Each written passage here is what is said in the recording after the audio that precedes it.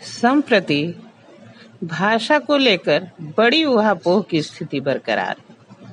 यह हमारे पाठ्य में अभिस्थापित भी है। विद्यार्थी इसमें गहनता से पहुंच नहीं पाते, जिस कारण अपनी मातृभाषा, राजभाषा एवं राष्ट्रभाषा हिंदी, जिसकी व्युत्पत्ति देवनागरी लिपि से हुई है, कई त्रुटियां कर देते हैं। इसलिए मैंने आज की कक्षा का विषय इसे ही निर्धारित किया। तो आज का विषय है एक वैज्ञानिक लिपि के रूप में देवनागरी लिपि की समीक्षा। आज मैं इसी विषय पर परिचर्चा करूंगी। मानव भाषा को अंकित करने का साधन लिपि है। जब भाषा कुछ विकसित हुई, उसे नेत्रग्राह्य बनाने, दूरस्थ व्यक्ति को अपनी भावनाओं से परिचित या सूचित करने के लिए, भावी पीढ़ी तक ज्ञान राशि की स्मृति संजोए रखने के लिए जाने अनजाने प्रयत्न किए जाने लगे।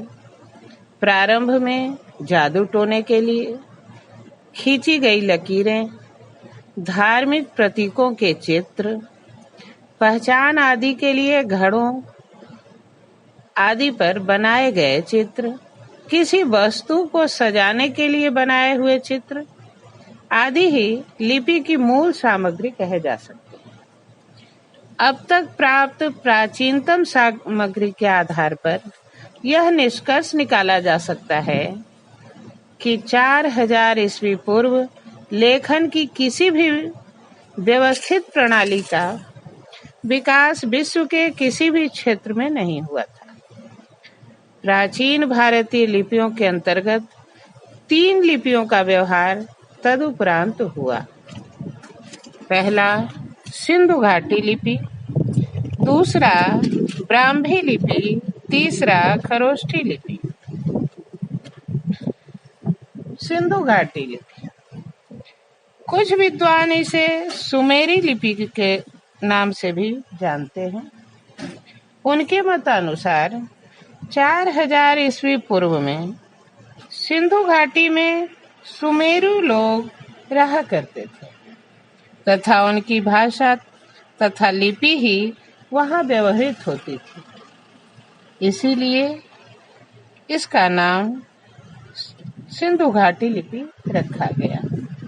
दूसरा खरोष्ठी लिपि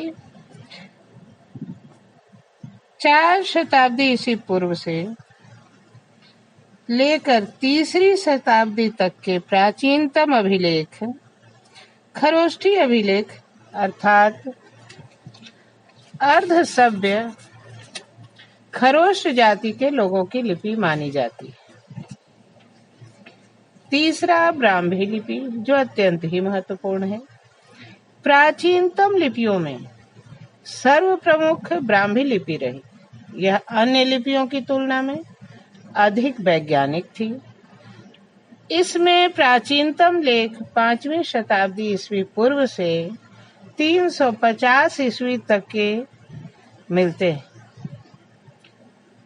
पुराने चीनी विश्वकोश फानबान शुलिन में ब्रह्म नाम के आचार्य को इसका निर्माता बनाकर ब्राह्मी लिपि कहा गया।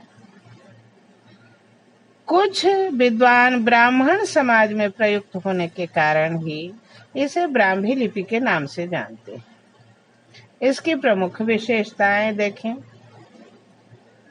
पहला, इसमें सभी वर्ण जिस प्रकार उच्चारित होते हैं उसी प्रकार लिखे जाते हैं। दूसरा, सभी उच्चारित ध्वनियों के लिए निश्चित चिन्ह है। तीसरा, उच्चारण स्थान के अनुसार इनके वर्ग सुनियोजित हैं। चौथा, स्वर व व्यंजन की संख्या पर्याप्त है। पांचवा, हर्ष व दीर्घ स्वरों के लिए भिन्न भिन्न चिन्ह हैं। छठा, स्वरों व व्यंजनों का संयोग मात्राओं द्वारा किया जाता है। सातवां अनुस्वार, अनुनासिक और विसर्ग के लिए भी चिन्ह है। लिपि विशेषज्ञ गौरी शंकर हीराचंद ओझा ने ब्राह्मी लिपि को भारतीय आर्यों का अपना आविष्कार स्वीकार किया। स्पष्ट है, यह भारतीय मनुष्यों के स्वतंत्र चिंतन मनन का प्रतिफलन है। ब्राह्मी लिपि का विकास। इस लिपि से भारत को द्रविड़ लिपियों को छोड़कर शेष समस्त लिपियां उद्भूत एवं विकसित हुई। 7वीं शताब्दी के निकट उत्तर भारत की गुप्त ब्राह्मी लिपि 3 रूपों में विकसित हुई: शारद, कुटिल, नागरी, प्राचीन नागरी। संपूर्ण मध्य प्रदेश, राजस्थान, महाराष्ट्र में प्रचलित यही लिपि देवनागरी लिपि का प्राचीनतम रूप है। देवनागरी लिपि, देवनागरी तथा अन्य उत्तर भारतीय लिपियों का विकास ब्राह्मी लिपि से ही माना जाता है। विकास की दृष्टि से 10वीं शताब्दी से ही देवनागरी के वर्णों में क्रमशः विकास होता रहा है, जिसका स्वरूप 11वीं शताब्दी के नागरी लिपि में पर्याप्त विकास हो जाने से होता है।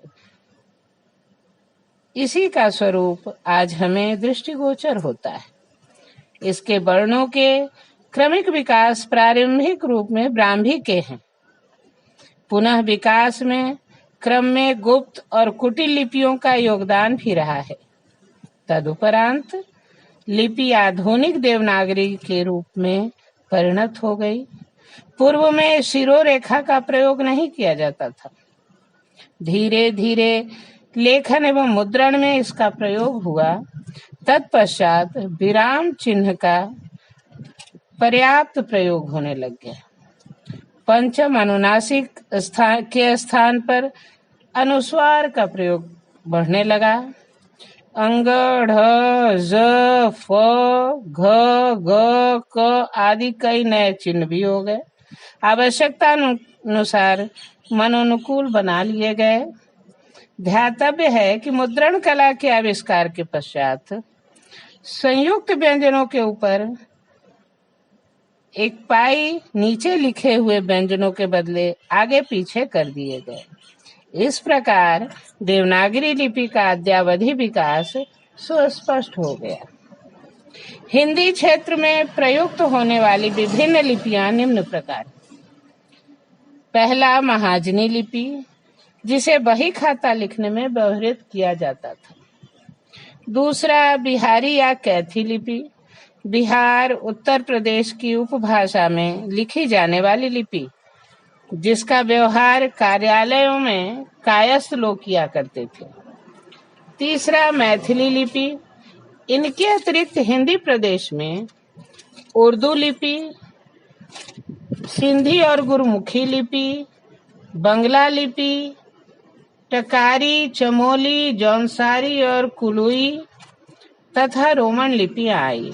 इन सभी में सर्वप्रमुख है देवनागरी लिपि। यही लिपि समस्त हिंदी क्षेत्र की साहित्यिक भाषा के लिखने और मुद्रण में प्रयुक्त होती। जिन गुणों ने देवनागरी लिपि के वैज्ञानिक होने का गौरव प्रदान किया है, वे रोमन तथा उर्दू की तुलना में निम्न प्रकार से महत्वपूर्ण है। पहला, यह भाषा के अंतर्गत आने वाले अधिकाधिक ध्वनि चिन्हों से संपन्न है। दूसरा, इसमें स्वरों, व्यंजनों का पृथक पृथक वर्गीकरण होता है। इनके वर्गीकरण में वर्ग के प्राणत्व का ध्यान रखा गया है। पहले, तीसरे व पांचवें अल्प प्राण हैं तथा चौथे महाप्राण हैं। अनुनासिक व्यंजन वर्गों के अंत में आते हैं। इसी का तीसरा, लिपि चिन्ह जिस ध्वनि का द्योतक है उसका नाम भी वही है। अंग्रेजी और उर्दू में ऐसी व्यवस्था नहीं है। चौथा, एक ध्वनि के लिए एक चिन्ह भी है। पांचवा, लिपि चिन्हों की पर्याप्त दृष्टिकोण से नागरी सबसे संपन्न और सबसे बड़ी लिपि मानी जाती है। छठा, ह्रस्व एवं दीर्घ के लिए स्वतंत्र चिन्ह भी हैं। सातवां, उच्चारण की दृष्टि से समान लिपि चिन्हों की आकृति भी समानता उसमें दिखाई देती है। आठवां, इसमें जो लिखा जाता है और जो बोला जाता है वही लिखा भी जाता है और वही पढ़ा भी जाता है। नौवां, यह देश के एक बहुत बड़े क्षेत्र में प्रयुक्त होती है। ब्राह्मी की उत्तराधिकारिणी होने के कारण समस्त आधुनिक भारतीय लिपियों से इसका यथाकिंचित साम्य सा है। 10वां, इसका वर्तमान स्वरूप युगों पर आधारित है तथा इसकी परंपरा दीर्घकालीन है। 11वां, संस्कृत प्राकृत अपभ्रंश का समस्त वाङ्मय इसी लिपि में उद्धृत है। 12वां, दक्षिणी भाषाओं में वर्णमाला का क्रम भी देवनागरी से ही मिलता जुलता है। 13वां, थोड़ा बहुत परिवर्तन कर देने पर संसार की कोई भी भाषा इसके माध्यम से सफलतापूर्वक लिखी जा सकती है। 14वां, इसके वर्णों में रोमन वर्णों के समान छोटे बड़े वर्णों की उलझन नहीं है। इन विशिष्टताओं के कारण देवनागरी लिपि अत्यधिक वैज्ञानिक, सरल और देश की सांस्कृतिक परंपरा के सर्वथा अनुकूल है। इसमें कोई अतिशयोक्ति नहीं होगी। अब मैं आप सभी का थोड़ा ध्यान आकृष्ट करना चाहूंगी कि देवनागरी लिपि में अभाव और उसके निराकरण के उपाय कौन कौन से हो सकते हैं। कैसे हम देवनागरी लिपि को संपन्न समृद्ध बना सकते हैं। तो कतिपय विद्वानों द्वारा देवनागरी लिपि में निम्नलिखित दोष भी गिनाए गए हैं।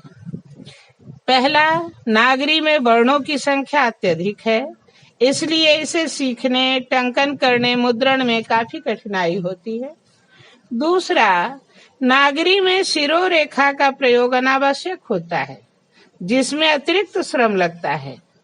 तीसरा, वैज्ञानिक दृष्टि से त्रुटिपूर्ण री का उच्चारण र की तरह होता है और त्र अनावश्यक सा दिखाई देता है। चौथा, र ध्वनि कई रूपों में लिखा जाता है, जिससे मुद्रण में, टंकन में काफी कठिनाई होती है। पांचवा, देवनागरी में ई की मात्रा अवैज्ञानिक सी लगती है। छठा, कई वर्णों के दो दो रूप भी प्रचलित हैं, जैसे झ, ण इत्यादि। सातवां, वर्णों को संयुक्त करने की कोई निश्चित पद्धति नहीं है। आठवां, ह्रस्व ए तथा ह्रस्व ओ की आवश्यकता पड़ती है, लेकिन इसके लिए अलग लिपि चिन्ह नहीं है। नौवां, य ब अर्ध स्वर रूप में प्रयुक्त होते हैं। कुछ शब्दों के वर्ग विन्यास में काफी भ्रम उत्पन्न हो जाता है। 10वां, संयुक्त न, म्ह, लह संयुक्त व्यंजन नहीं बल्कि स्वतंत्र ध्वनियां सी प्रतीत होती हैं, उनके लिए लिपि चिन्ह भी उपलब्ध नहीं है। 11वां, बोलचाल में कुछ मध्य तथा अन्य वर्णों का उच्चारण व्यंजनांत हो गया है। 12वां, उनके वर्णों का रूप ऐसा है जैसे ख को दो तरह से लिखते हैं, भ को भी दो तरह से लिखते हैं, क कभी फ की अनुभूति करा देता है लेखन क्रम में, म और न, प और श आदि थोड़े से ही असावधानी से कुछ के कुछ बन जाते हैं। यहाँ पाठकों को एवं विद्यार्थियों को समझदारी दिखानी होती है, साफ अक्षरों में लिखना होता है, नहीं तो लिखते वे कुछ हैं और पढ़ा कुछ जाता है। 13वां, हिंदी में दंत्योष्ठ ब और द्व्योष्ठ व स्वतंत्र ध्वनि है, जबकि लिपि एक जैसी ही दिखाई देती है। यहाँ भी भ्रम की स्थिति उत्पन्न हो जाती है। अनुस्वार और चंद्र बिंदु में मनमानी होती है, कहीं हम अनुस्वार लगा देते हैं और कहीं अपनी इच्छा से ही चंद्र बिंदु भी लगा देते हैं, जिससे भ्रम की स्थिति उत्पन्न होती है। मात्राओं के कारण नागरी अन्य लिपियों की अपेक्षा ज्यादा स्थान भी घेरती है। नागरी में कई भारतीय तथा विदेशी भाषाओं की अनेक ध्वनियों का अभाव। और आगे यदि इनके दोषों पर दृष्टिपात करें तो नागरी का स्वरूप संकेत शब्द शीघ्र लिपि तार और दूर लेखन आदि के अनुकूल नहीं है। देवनागरी लेखन में बार बार हाथ उठाना पड़ता है, कभी मात्रा प्रयोग, कभी शिरोरेखा के लिए, कभी अनुस्वार तो कभी चंद्रबिंदु, कभी विराम चिन्ह के लिए, जिसमें अत्यधिक श्रम लगता है। निराकरण की ओर मैं अब आती हूँ। इसके निराकरण के कुछ उपाय हैं, जिसे का आपको जान लेना अत्यावश्यक है। वर्षों पहले वर्धा की राष्ट्रभाषा प्रचार समिति की ओर से सुधार का प्रयत्न किया गया था, जिसे महात्मा गांधी का आशीर्वाद भी प्राप्त था। यह सुधार अ के लिए थे। तदुपरांत 1945 में नागरी प्रचारणी सभा ने कई प्रस्ताव भी प्रस्तुत किए। हिंदी साहित्य सम्मेलन प्रयाग ने भी सुधार संबंधी 14 सुझाव दिए गए। संस्थागत प्रयासों के अतिरिक्त अनेक व्यक्तिगत प्रयासों में नागरी लिपि संबंधी सुधार पर विचार किया गया है, जो इस प्रकार दृष्टिगोचर होता है। पहला, मुद्रण या टाइप राइटिंग की सुविधा के लिए आवश्यकता अनुसार मात्राओं को हटाया जा सकता है। दूसरा, अनुस्वार के स्थान पर शून्य लगाया जा सकता है। तीसरा, शिरोरेखा लगाई जा सकती है, यह अपनी इच्छा पर है। चौथा, री और री की मात्रा भी अन्य मात्राओं के सदृश रखी जा सकती है। पांचवा, जिन वर्णों का उत्तरार्ध युक्त है उनका खड़ी पाई रूप हटा दिया जा सकता है। छठा, हर्स्व ई की मात्रा भी दाहिनी ओर लगाई जा सकती है। इन सुधारों के पश्चात ही देवनागरी लिपि का विकास अपने स्वाभाविक रूप में हो सकता है। उसमें आमूलचूल परिवर्तन की आवश्यकता नहीं है,